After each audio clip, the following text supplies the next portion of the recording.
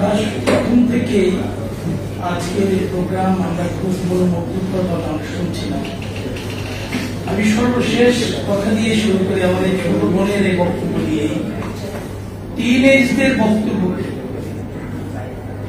What is the application of the Quran in the society? আজকের generation চাইতে চায় applied কোরআনটা কি।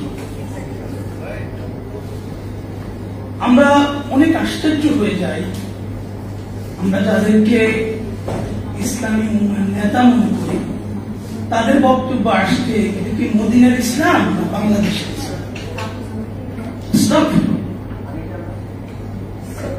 মুসলিম উম্মাহর দায়িত্ব যদি এদের হাতে থাকে তাহলে জাতি ইসলাম সম্পর্কে কতটুকু জানতে পারে। আজকে আমাদের বোন সে নিঃসন্দেহে আমার মনে হয় রানী সে কি প্রশ্নটা করলো যে we want to know what's the application of Quran in our society. আমি বুঝতেছি যে এখানে আসলে যথেষ্ট সময় কম, আমার সুযোগ থাকলে আমি কথা বলতাম। আমি খুবই আনন্দিত এবং খুবই মর্যাদাপূর্ণ নিজেকে মনে করছি যে আমার সত্ত্বেও স্যার আমাদের সিদ্দিকী স্যার আমাকে নির্দেশনা দিয়েছেন আসার জন্য। এই প্রোগ্রামটা যদি দীর্ঘ সময় পেত তাহলে আমরা অনেক বেশি উপকৃত হতাম, এই সমাজ উপকৃত হতো। এই প্রোগ্রামের মাধ্যমে এই আল কোরআনের আলো ছড়িয়ে যেত বিশ্ব।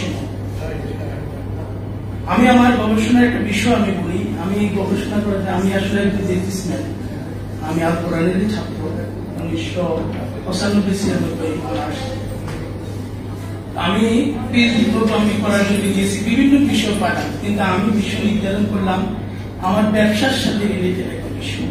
সেটা কি?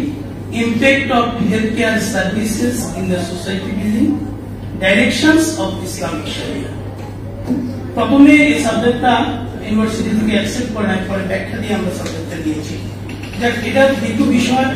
আমি যে জিনিসটা বলতে চাই, আমি আমাদের এই প্রতিষ্ঠান international institute of Al Quran research and learning academy, learning Bangladesh, এই ধরনের একটি সুন্দর প্রতিষ্ঠান কোরআনের রিসার্চের ক্ষেত্রে খুবই গুরুত্বপূর্ণ ভূমিকা পালন করতে পারে। আজকে এখানে যে রিসার্চার ভাইরা যে সমস্ত বক্তব্য উপস্থাপন করেছে, এই বক্তব্যগুলো আমাদের উচিত ছড়িয়ে দেওয়া। আর একইভাবে আমি একটা কথা বলতে চাই, সেটা হচ্ছে কোরআন রিসার্চ কারা করে, যেটা আমাদের ডক্টর নুরুল ইসলাম ভাই বলছিলেন কসমোলজির উপর বক্তব্য। এখন যদি আমি রিসার্চ করি সেটা হবে না। কসমোলজির উপর রিসার্চ করতে হলে তাকে ফিজিক্স জানতে হবে। আজকে মেডিকেল সায়েন্সের উপর রিসার্চ করতে হলে মেডিকেল সায়েন্স ডক্টর হইতে হবে। কোরআনকে সমাজের প্রতিটি রন্ধ্রে রন্ধ্রে ছড়িয়ে দেওয়ার জন্য আজকে তো আমরা যারা হুজুর মাদ্রাসার ছাত্র তারাই হচ্ছে কোরআন রিসার্চ করেছে। কোরআন কি মাদ্রাসার ছাত্রদের জন্য আসছে? কোরআন তো সমগ্র বিশ্ব উম্মার জন্য আসছে। আল্লাহ তাআলা আমাদের সবাইকে এগুলি বুঝে আমাদের এই প্রতিষ্ঠান, আমি আমাদের ডক্টর ঈসা ভাইকে রিকোয়েস্ট করব যে আপনারা প্ল্যান নেন, আমরা আপনাদেরকে হেল্প করব। আপনারা কোরআনিক যে টিচিং, কোরআনিক যে রিয়েল লার্নিং, কোরআনিক যে অ্যাপ্লিকেশন, এটা আপনারা সমাজে ছড়িয়ে দেওয়ার প্রয়োজনীয় ব্যবস্থা গ্রহণ করেন। ইনশাআল্লাহ এই জাতি উপকৃত হবে এবং এই দেশকে আমরা একটি পূর্ণাঙ্গ কোরআনিক স্টেট করতে চাই। আল্লাহ তাআলা আমাদের কিছু তৌফিক দিক, এই কামনা করে আমি আমার কথা শেষ করছি।